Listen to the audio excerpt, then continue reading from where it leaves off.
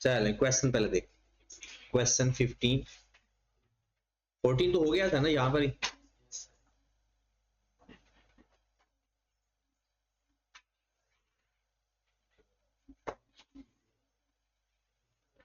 Question number 15 में है cell आपके पास है 337 मिलियन, चलिए आप खामोश हो जाएं, और स्टॉक आपके पास है 75 opening stock,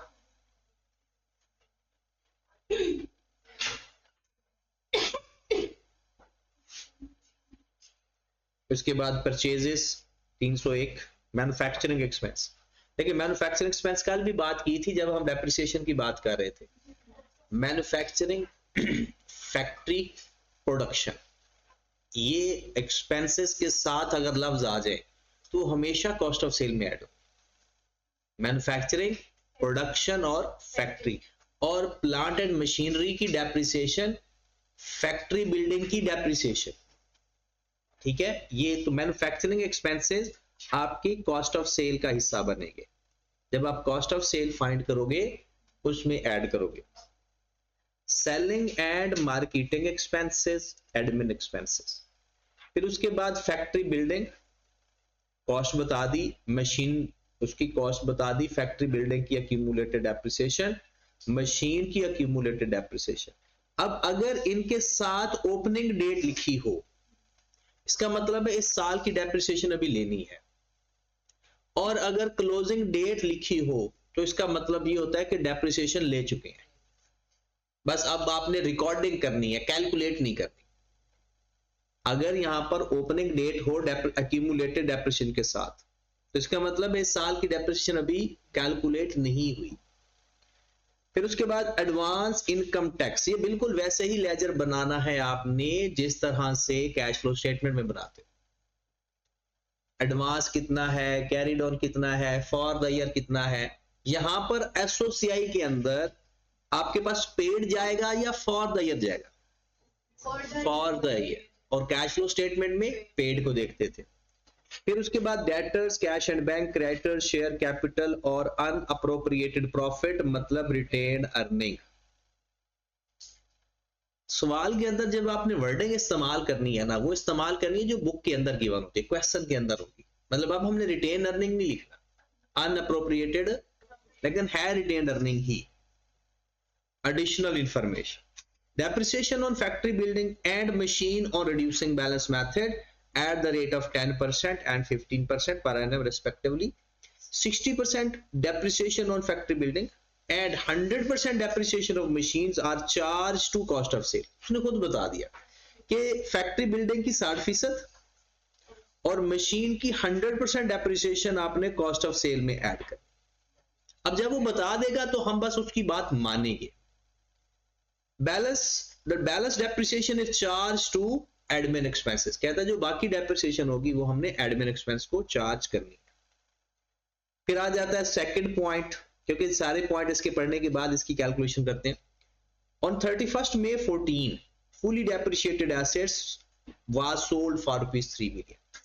fully depreciated machine जो आप बेच रहे हो, जिसकी 3 मिलियन पे बेच रहे हो, ये 3 मिलियन आपका सारे का सारा गेन है। The sale proceed were received on 5th July। हमारा ईयर एंड क्या है? 30th जून, और हमें पैसे कब मिलने हैं? 5th जुलाई को। इसका मतलब है एंट्री पास होगी receivable debit. No entries have been made in respect of these transaction। इसकी कोई एंट्री पास नहीं हुई, तो एंट्री क्या पास करेंगे? Receivable debit, other receivable debit, और गेन और disposal credit.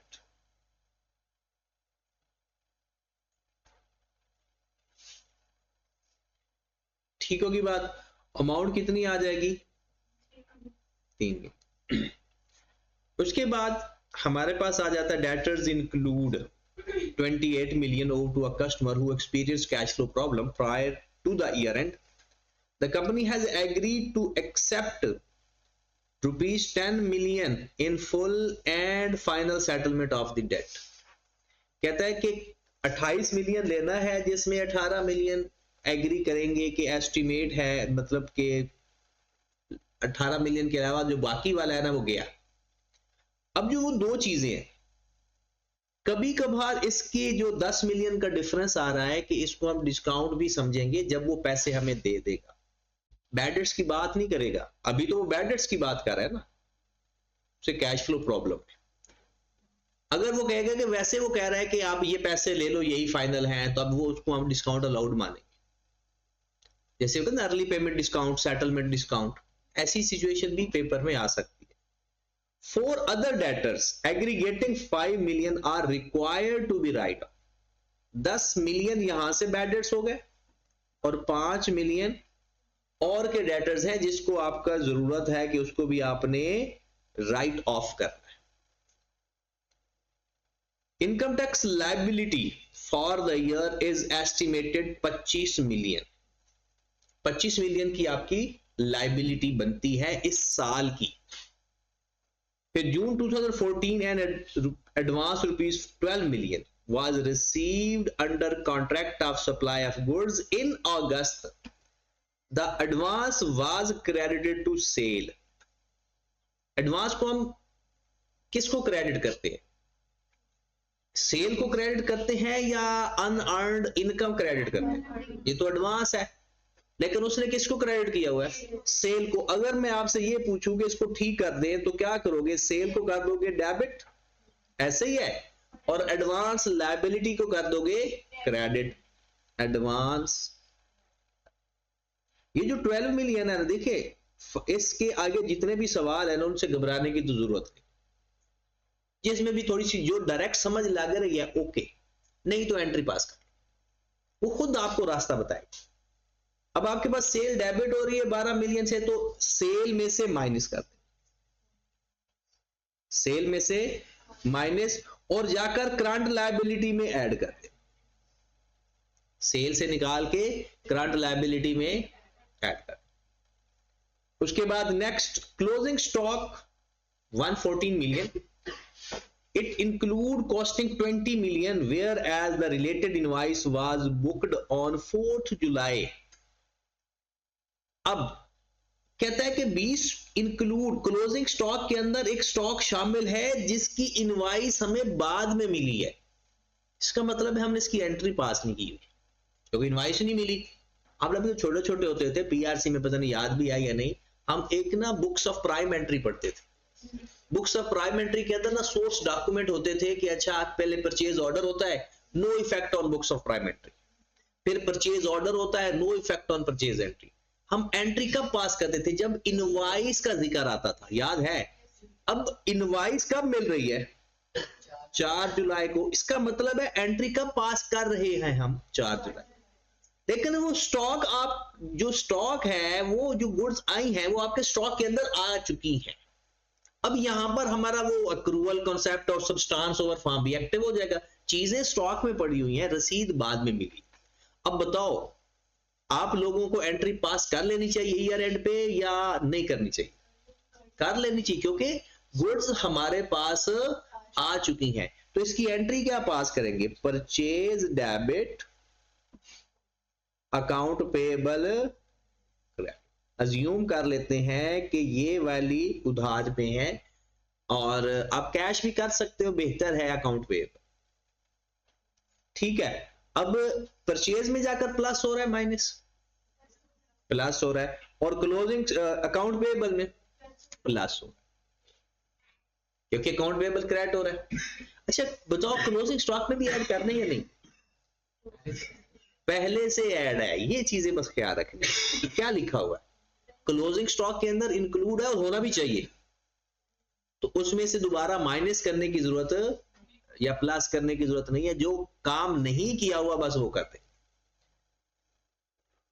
In June 14, a competitor developed a new product which has affected ABC ability to sell one of its product. Its normal selling price is 160. It is estimated that the selling product the company needs to offer discount 25%. 150,000 of product were in hand at a cost of rupees 120 and selling expenses 20 per unit। याद रखें ये जो हमें IS2 पढ़ाया गया है PRC के अंदर, वो बहुत ज्यादा उसका इन्वॉल्वमेंट है। जब जब एनआरवी का मसला आएगा IS2 ही काम आएगा। और उसमें हम क्या करते हैं, इन्वेंट्री को लोअर ऑफ कॉस्ट एंड, तो पहले तो देखते हैं कि जो क्लोजिंग स्टॉक में यूनिट पड़े हैं वो हैं कितने। 150 यूनिट है, जो यूनिट कितने पड़े हुए हैं 150,000 जो अनसोल्ड है। अच्छा उसको हम नॉर्मल कितने का बेच रहे हैं, that sell the product the company needs to offer discount, कहते हैं the new product has affected ability to sell of its product, normal price is 160, it is estimated that कि आप उसको 25% डिस्काउंट पे बेचें, and that product was in hand at a cost of rupees, उसकी cost कितनी है। अच्छा आपको अगर नहीं पता ना तो यही लिख ले कि उसकी कॉस्ट देखते हैं, फिर उसकी एनआरवी, और रिकॉर्ड किस पे करते हैं, lower of cost and cost पे वो लिखा हुआ है। अगर दोबारा भी कॉस्ट लोअर आती है तो हमारा क्या एक्शन होगा, कुछ भी नहीं करेंगे, कॉस्ट पे तो लिखा हुआ।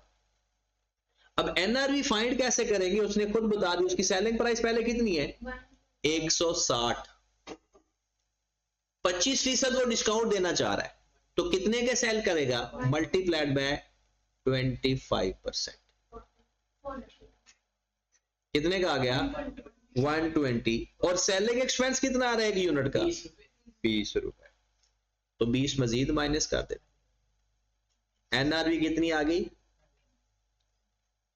अब उसको किस पे रिकॉर्ड होना चाहिए, और रिकॉर्ड किस पे है कॉस्ट, तो 20 रुपए से स्टॉक कम कर दे, तो 150 मल्टीप्लाइड बाय 20, कितनी अमाउंट आ गई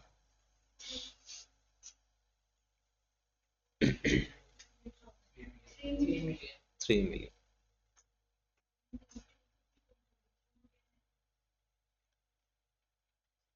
अच्छा अब इसका करेंगे क्या, if closing stock, if closing stock given in additional information, मतलब ट्रायल बैलेंस के बाहर additional information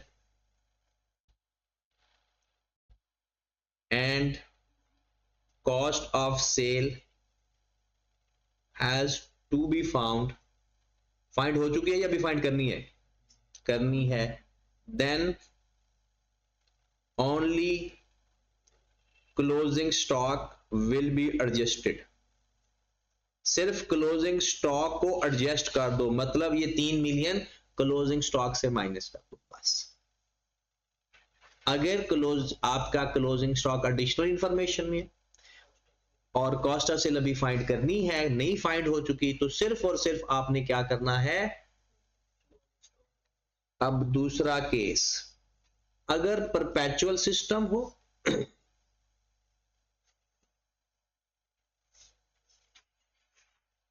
या closing stock given in trial balance,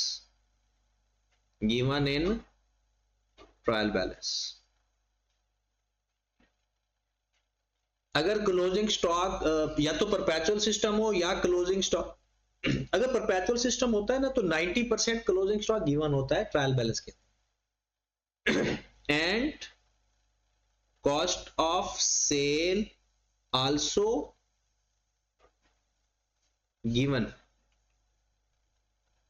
in trial balance.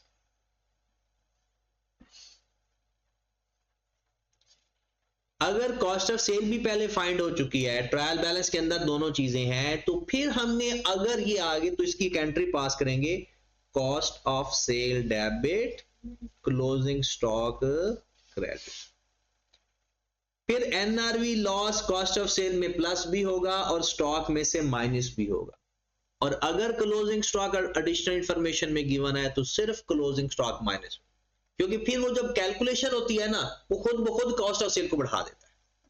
जब क्लोजिंग स्टॉक कम होता है तो आपको पता है कॉस्ट ऑफ सेल फाइंड करेंगे तो क्लोजिंग स्टॉक कम होगा तो कॉस्ट ऑफ सेल ज्यादा हो जाएगी। ठीक होगी बात, चलिए अब इस क्वेश्चन के अंदर हमारा क्लोजिंग स्टॉक कहां पर गिवन है, क्या एडिशनल इंफॉर्मेशन में है? एडिशनल इंफॉर्मेशन में तो सिर्फ जो 3 मिलियन का डिफरेंस आ रहा है वो सिर्फ क्लोजिंग स्टॉक में से माइनस हो जाएगा। आगे रिक्वायरमेंट क्या है? अच्छा, इसकी तो स्टेटमेंट ऑफ फाइनेंशियल पोजीशन भी बनानी है और स्टेटमेंट ऑफ कंप्रीहेंसिव। बड़ा अच्छा सवाल है, बहुत अच्छा तो नहीं है, बड़े अच्छे अच्छे सवाल तो भी हैं, लेकिन ये है कि सवालों से डरना नहीं है, इतना हो जाए कि आपका सवाल पूरा हो जाए। इस सेक्शन में से ना सिर्फ एक टॉपिक है जिसमें से 4 नंबर का सवाल आता है, वो पूरे पूरे आ सकते हैं। बाकी जो 3 टॉपिक है ना उसका सिर्फ एक ही टारगेट है, आपने सवाल पूरा करके आना है, और एक जल्दी, ये नहीं कि वो सवाल ही रह जाए। चलें जी, सबसे पहले तो आप लिख लो नाम और फिर लिखेंगे statement of comprehensive income for the year ended 30th June 14 है। सबसे पहले हम लिख लेते हैं सेल्स। पहले बात बताएं कि हमने एडजस्टमेंट पढ़ी है, एडजस्टमेंट में कोई ऐसी चीज है जिसने सेल को इफेक्ट किया हो, जो उसके अंदर उसने सेल के अंदर ऐड की हुई है चीजें, वो जो पेपर में जो आपने तरीका करना है ना, पेपर में तो अपने पेपर के ऊपर ही छोटा छोटा सा ना प्लस माइनस करके लिखते हैं। जब सवाल पढ़ते जाएंगे ना तो जो एंट्री पास करते जाएंगे दिमाग में, वो साथ साथ ही ना उसके ऊपर छोटा छोटा लिख देंगे ताकि बाद में हमें याद रहे। वैसे भी याद रहता है उसमें, ये तो वर्किंग के अंदर एंट्री पास करके लिख लिया करें, फिर जैसे जैसे एंट्री हो जाए तो उसको टेक करते जाइए, इसकी पोस्टिंग होगी, इसकी पोस्टिंग होगी। हाँ जी, तो 12 मिलियन सेल में से माइनस कर देंगे तो 337 737 है, 737 माइनस 12 725 लेस करेंगे cost of cell,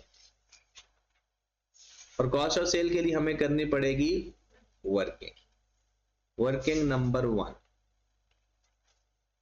cost of sale, heading देकर कॉस्ट ऑफ सेल, यानी ये जो वर्किंग होती है ये क्वेश्चन होता है, ये रफ वर्क नहीं होता, बस अपने सॉल्यूशन का पार्ट थोड़ा साइड पे कर रहे होते हैं। ओपनिंग स्टॉक कितना क्वेश्चन के अंदर ओपनिंग स्टॉक गिवन है 75 प्लस परचेजेस 301, उसके बाद plus manufacturing expense, manufacturing expense कितने गिवन है जी 240, वो कर देंगे ना, एडजस्टमेंट वाला भी ऐड कर देंगे, हम कहीं जा थोड़ी रहे।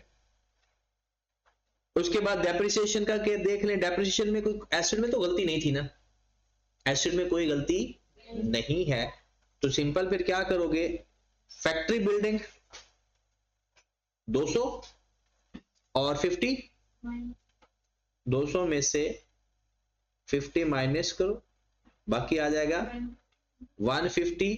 रेट क्या है बिल्डिंग का 10% मल्टीप्लाइड बाय 10%, कितना आ गया। अब 15 के 2 हिस्से करने हैं क्योंकि 60% कॉस्ट ऑफ सेल को चार्ज करना है और 40% एडमिन एक्सपेंसेस को चार्ज करना है। ये सारा सवाल क्वेश्चन के अंदर ही होता है। हाँ जी, तो 60% इसका आ गया 9 और 40% कितना आ गया 6।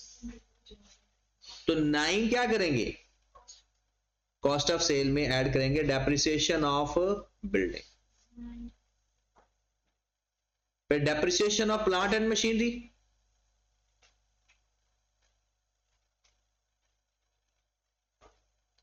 हाँ जी, प्लांट एंड मशीनरी डेप्रिसिएशन अगर आप लोगों को लगता है कि कोई उसकी एडजस्टमेंट गिवन है तो उसको एडजस्ट कर लें, और अगर एडजस्टमेंट नहीं गिवन तो उसको डायरेक्ट करें। हाँ जी, मशीन कितनी कॉस्ट गिवन है 1 जुलाई 2030 और अक्यूमुलेटेड डेप्रिसिएशन की कितनी है 87। ठीक है, तो ये आ जाएगा हमारे पास। अच्छा, फुली डेप्रिशिएटेड एसेट बेचा कब था? On 31st July 2014, a fully depreciated machine was disposed 3 million मई में बेच दिया था। एंड द सेल प्रोसीड, अच्छा उसकी हमारा ईयर एंड स्टार्ट कहां से कहां तक है? 1/7/2013 से लेकर 30 जून 14, और हम बेच रहे हैं तकरीबन साल खत्म होने से थोड़ा सा पहले, साल खत्म होने से थोड़ा सा पहले। ठीक होगी बात? अच्छा, उसकी जो डेप्रिसिएशन है क्या वो उस टाइम की आएगी या नहीं आएगी? फुली डेप्रिशिएट है। अब इसमें ना एक चीज ये कंसीडर की जा सकती है कि फुली डेप्रिशिएट कब था। अब ये हो सकता है वो फुली डेप्रिशिएटेड ही तब हुआ हो जिस दिन बेचा है, तो तब एक साल की डेप्रिसिएशन आना बनती है, लेकिन उसकी इंफॉर्मेशन नहीं है कोई, तो इसलिए हम ये सोच रहे हैं कि वो पहले ही उसके पास जो पड़ा था, क्या पड़ा था? Fully depreciated. तो इसका कितना एसेट आ, मशीन की वैल्यू कितनी है? 280 माइनस 80 19 मल्टीप्लाइड बाय 15%, कितना आ गया? 28.9। हाँ जी, 28.95, ये कंप्लीट आ जाएगा। उसके बाद और बताएं कोई ऐसी चीज जो कॉस्ट ऑफ सेल के अंदर लिखनी हो, क्लोजिंग स्टॉक के अलावा। परचेजेस वाला 20। अब हम एडजस्टमेंट में देखते जाएंगे कि कोई ऐसी चीज कि जो हमारी एडजस्टमेंट में आनी हो। Settlement discount cost of sale में नहीं आता, वो सेल में से माइनस होता है अगर हो। हाँ जी, डेप्रिसिएशन हमारा हो गया। उसके बाद डेटर्स वाली चीज यहां पर आ नहीं सकती, इनकम टैक्स यहां पर नहीं आता। ये एडवांस 12 मिलियन ये अपने सेल के अंदर लिखा हुआ था।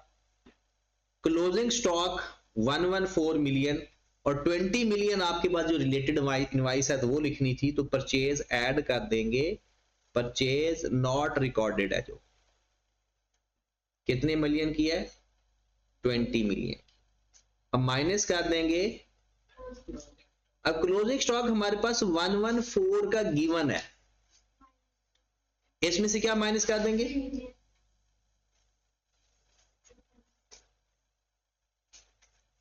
ये हमारे पास कॉस्ट ऑफ सेल आ जाए।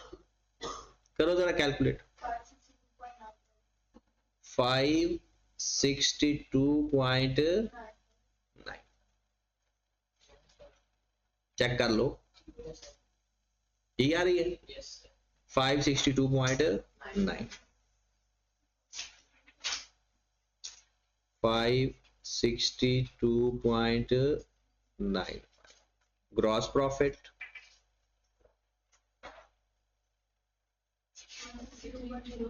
162.0। अब हम आगे माइनस कर देंगे यहाँ पर हमारे expenses, admin expense and selling and distribution expense. उसके बाद क्वेश्चन के अंदर आपके पास selling and marketing expense given है। सेलिंग एंड मार्केटिंग एक्सपेंस, अगर तो ज्यादा एडजस्टमेंट है तो फिर इसकी वर्किंग कर लो, और अगर एक आधा एडजस्टमेंट है तो इसके साथ ही लिख दे। ठीक है। अच्छा, आपने ये देखा होगा कि इसमें उसने शायद बैड डेट्स को ना एडमिन एक्सपेंस में लिखा हो। ठीक है, लेकिन ये जरूरी नहीं। आप पिछले 2 सवालों में 3 सवालों में हमने किया था तो उसने बैड डेट्स को किस में लिखा हुआ था? सेलिंग एक्सपेंस के। तो ये आई कैप की भी अपनी मर्जी है और बैड डेट्स में आप भी अपनी मर्जी कर सकते हो। ठीक है, चाहे सेलिंग में लिख देना चाहे एडमिन में, लेकिन ये प्रैक्टिकली ना एडमिन होते हैं, ये सेल करने के लिए खर्चे थोड़ी आ रहे हैं। तो सेलिंग एंड मैनेजमेंट एक्सपेंस है या मार्केटिंग? चले जी, अमाउंट कितनी गिवन है 28। इसके अंदर कोई एडजस्टमेंट है क्वेश्चन के अंदर, कोई एडजस्टमेंट हो इसकी तो फिर लिख दो 28। फिर हमारे पास आ जाएंगे एडमिन एक्सपेंस। एडमिन एक्सपेंस कितने गिवन है 51। एक तो इसके अंदर हम ऐड कर देंगे बैड डेट्स और डेप्रिसिएशन भी, वो जो 40% थी 6 आई थी। क्या अलाउंस फॉर बैड डेट्स है क्वेश्चन के अंदर, और कोई एक्सपेंस, कोई लॉसेस वगैरह, कितना आ गया 70। अच्छा, आप चाहो तो गेन और डिस्पोजल यहां से माइनस भी कर सकते हो और अदर इनकम में भी लिख सकते हो, वो उसका कोई परेशानी वाली बातें नहीं होती। ये हमारे पास आ गया ऑपरेटिंग प्रॉफिट। ऑपरेटिंग प्रॉफिट कितना 62.0। क्या क्वेश्चन के अंदर फाइनेंस कॉस्ट है,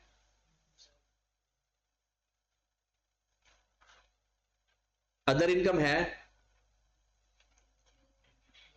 एक तो वो गेन और डिस्पोजल तो है ही ना, कोई और अगर हेडिंग है तो वो भी बता दें, अगर होगी तो क्रेडिट साइड पर होगी, नहीं। अदर इनकम कितनी है, ये आपके पास आ गया profit before tax 65.05। Tax, tax कितना है फॉर द ईयर, क्वेश्चन के अंदर ही था 25। ये फॉर द ईयर ही है। नेट प्रॉफिट,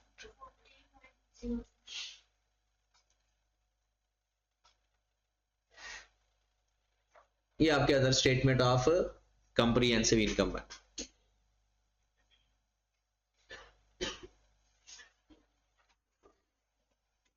ओके की बात। चलें जी, अब हम कर लेते हैं स्टेटमेंट ऑफ फाइनेंशियल पोजीशन। नाम और काम,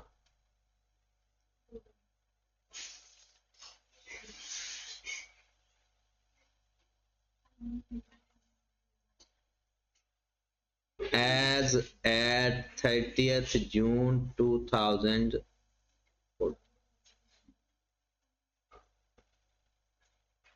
इसके डबल कॉलम भी बना सकते हो, सिंगल कॉलम से भी हो जाता है। सबसे पहले लिख देना नॉन करंट एसेट्स,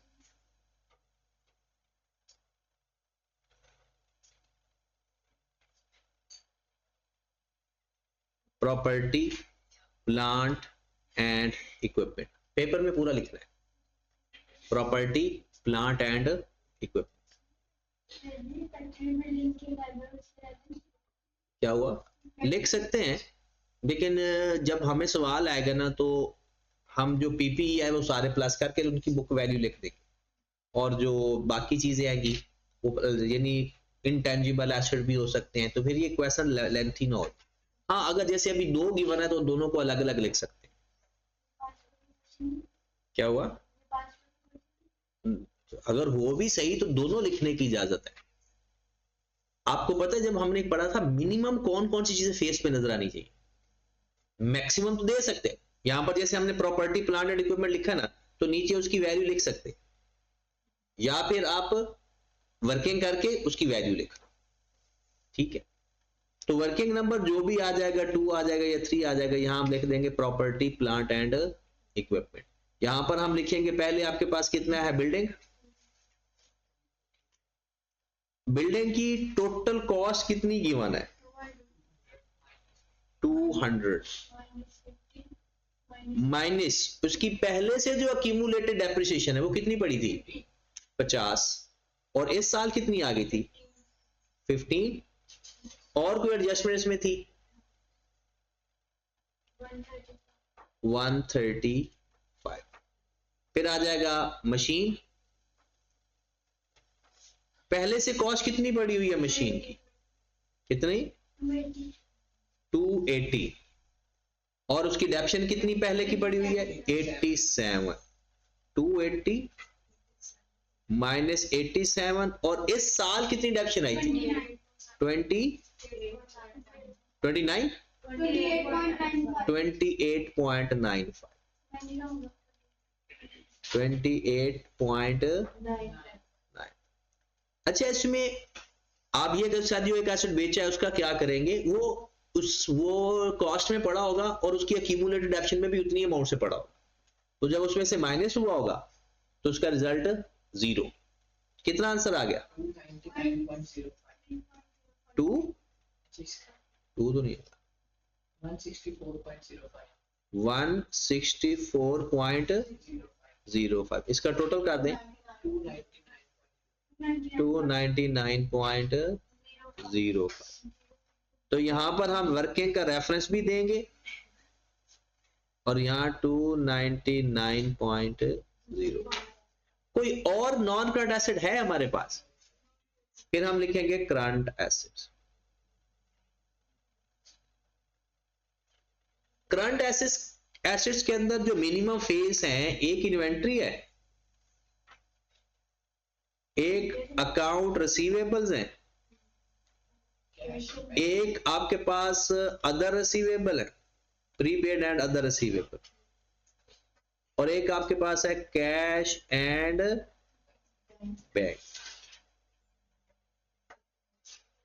स्टॉक हमारे पास कितना था 114, और 3 मिलियन का वो हो गया था एनआरवी लॉस 111।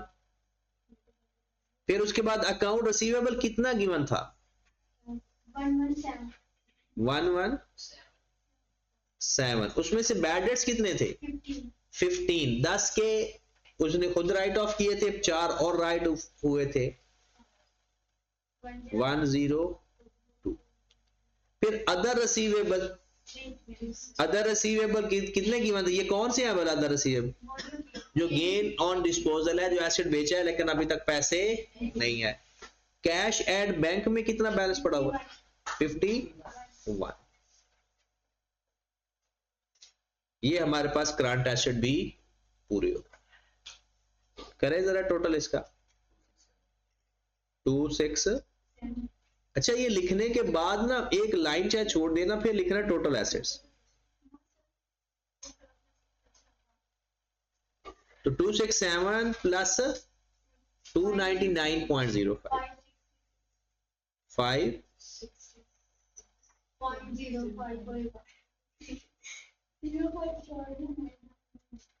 ये हमारे पास टोटल एसेट्स आ गए। अब उसके बाद हम लिखेंगे इक्विटी एंड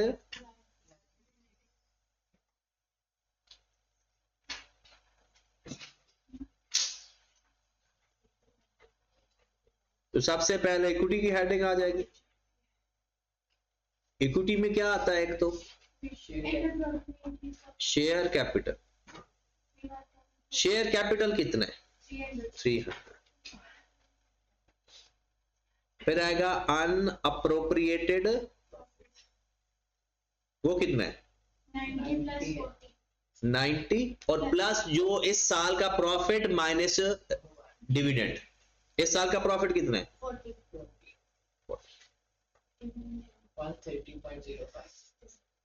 40.05 है। तो ये कितना आ जाएगा 430.0। कोई नॉन करंट लायबिलिटी है, लिख लेते हैं नॉन करंट लायबिलिटी। फिर हम लिखेंगे करंट लायबिलिटीज। हाँ जी, करंट लायबिलिटीज में क्या क्या है, सबसे पहले जो नाम लिखा होगा वही लिखना। क्रेडिटर्स है तो क्रेडिटर लिखना, अकाउंट पेएबल है तो अकाउंट पेएबल लिखना, ट्रेड पेएबल है तो ट्रेड पेएबल लिखना। हाँ जी, कितने हैं ट्रेड पेएबल 83। कोई एडजस्टमेंट है इसके अंदर? और एडवांस फ्रॉम कस्टमर, वो जो 12 मिलियन है जो उसने लिख दिया था सेल के अंदर, एडवांस 20 ऐड भी होगा जो एंट्री नहीं पास की आपने, purchase debit account payable credit, जिसकी इनवाइस हमें बाद में मिली थी। तो 83 प्लस 20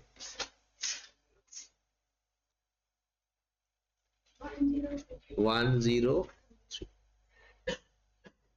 कितना हो गया 115 टोटल इक्विटी एंड लायबिलिटी। हाँ टैक्स पेएबल, टैक्स पेएबल का ना लेजर बना लो, वो ज्यादा बेस्ट होगा। टैक्स पेएबल का हमेशा लेजर बना लो। आपके पास ओपनिंग कितना पड़ा हुआ है? एडवांस टैक्स 4 मिलियन का, एडवांस आया तो ब्रॉड और किस साइड पर आएगा? ठीक होगी बात। उसके बाद फॉर द ईयर कितना आया है? 25 मिलियन।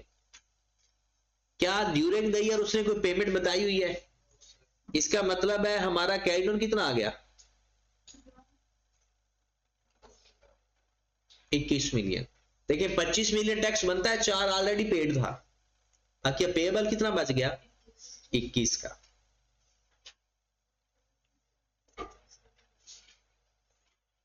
Tax payable 21। अगर पेड गिवन होता तो कैश लिखकर फिर जो कैरिड ऑन आना था वो लिखना।